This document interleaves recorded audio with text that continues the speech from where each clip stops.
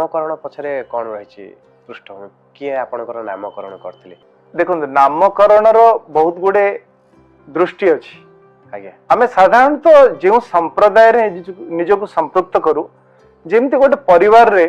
विभिन्न प्रकार टाइटल थाए से प्रकार जो संप्रदाय आम निजक अंतर्भुक्त करूँ अर्थात आमर गुरु परंपरा जो संप्रदाय थाए से अनुसार आम नामकरण हुए जी आचार्य था सी नामकरण करते किंतु गोटे विशेषत्व हूँ प्रथम जो गृह त्याग कर जड़े जाती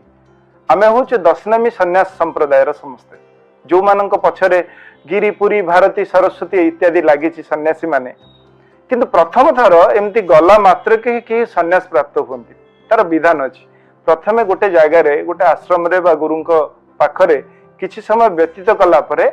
जदि से उपयुक्त मन करती प्रथमे से नैष्ठिक ब्रह्मचर्य दियंती अर्थात तमे गृह छाड़ी आसिल किंतु बेले बेले आम आउट ऑफ इमोशन केतबेले घर छाड़ी किए पलांती माने जेमती आम कहूजे श्मशान वैराग्य भाया तो प्रथमे किछि वर्ष आश्रम रो जीवन यापन कला परे गुरु जदि मन करती आचार्य जदि मन करती तार परे से माने नैष्ठिक ब्रह्मचर्य दियंती अर्थात सेटा गोटे प्रिलिमिनारी स्टेज जे तमे वर्तमान अंतत पक्षे 12 वर्ष जीवन रे आध्यात्म जीवन को लेकिन साधु जीवन नहीं रहिबो तांको मार्गदर्शन रे तार परे से 12 वर्ष परे जदि से मन करती ताहले सन्यास प्रदान करती।